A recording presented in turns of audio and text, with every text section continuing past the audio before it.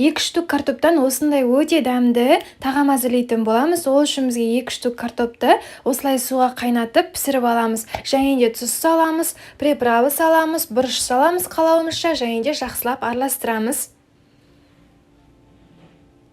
Міне осылай біркелкі болғаннан кейін бұған 2-3 қасық ұн салатын боламыз. Осылай қылып жасаймыз, қолымызға жабыспайтындай болуы керек. Дәл осылай жасап, енді формасын келтіреміз. 3 бұрышты формада жасап жатырмыз. Енді бұны әдемілеп кесіп аламыз. Қолымызбен формамызды дұрыстаймыз. Міне, барлығын осылай кесіп шығамыз.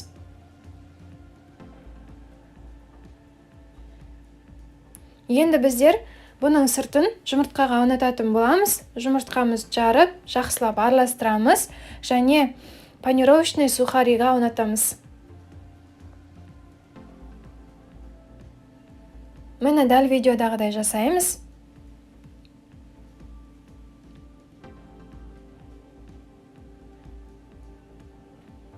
Міне дайын, енді мұны қызып тұрған майға пісіріп аламыз. Өте дәмді болып шығады. Міндетті түрде істеп көріңіздер. Рецепт ұнаса, лайк басып, комментарий жазып, достарыңызға жіберуді ұмытпаңыздар. Қыздар, және де менің YouTube арнамда осындай тегін мастер-класс бар.